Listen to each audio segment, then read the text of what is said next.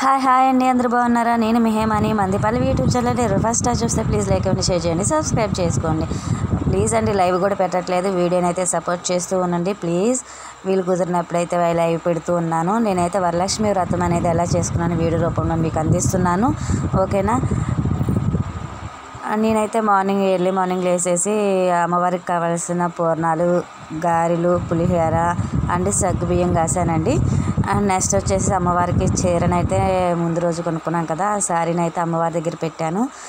పూజ అయిపోయిన తర్వాత అయితే ఒక 5 ముత్తైదుని పిలుచుకుని 5 ముత్తైదులకి అయితే తాంబూలం అయితే ఇచ్చుకున్నానండి. తాంబూలం ఎలా ఇచ్చానంటే, తాంబూలంలో జాకెట్ ముక్క అండ్ పసుపు కుంకం, అరటిపళ్ళు అండ్ తమలపాకు, ఒక ఫ్లవరు అండ్ ఫ్రూట్, బత్తాయి పెట్టుకొని గాజులు కూడా పెట్టి వచ్చిన ముత్తైదులకి అయితే తాంబూలానికి కూడా ప్రిపేర్ చేసేసుకున్నానండి. అమ్మవారికి పెట్టిన శారీని అమ్మవారి ఎదురుగా పెట్టేసేసి పెట్టుకున్నాను.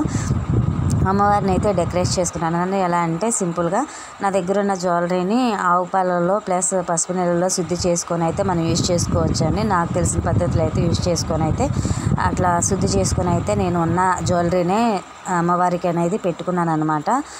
రూప్ అయితే లాస్ట్ చేసుకున్న రూప్నే నేను ఆవు పాలలోను ప్లస్ పసుపు నీళ్ళతో శుద్ధి చేసుకొని ఆ అమ్మవారికి లక్ష్మీ రూపం అయితే అలంకరించేసానండి.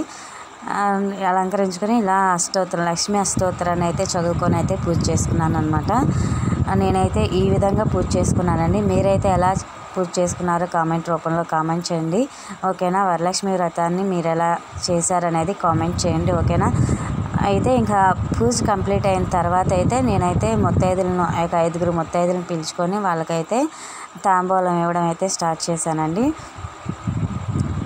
ఓకేనా. వచ్చిన ముత్తైదులకైతే కాళ్ళకు పసుపు కుంకుమ పెట్టేసేసి వాళ్ళకి తాంబూలం అనేది పెట్టేసి వాళ్ళ దగ్గర ఆశీర్వాదం అయితే తీసుకున్నానండి. ఆశీర్వాదం తీసుకొని వాళ్ళకి తాంబూలం అనేది ఇచ్చానమాట. అట్లా 5 ముత్తైదులకైతే పసుపు కుంకుమ అట్లా పెట్టేసి ఆశీర్వాదం అయితే తీసుకున్నానండి. ఈ వీడియో కనుక మీకు నచ్చినట్టయితే ప్లీజ్ లైక్ ఇవ్వండి, షేర్ చేయండి, సబ్స్క్రైబ్ చేసుకోండి, సపోర్ట్ చేయండి ప్లీజ్. ఎక్కడా స్కిప్ చేయకుండా లాస్ట్ వరకు అయితే చూడండి, ఓకేనా.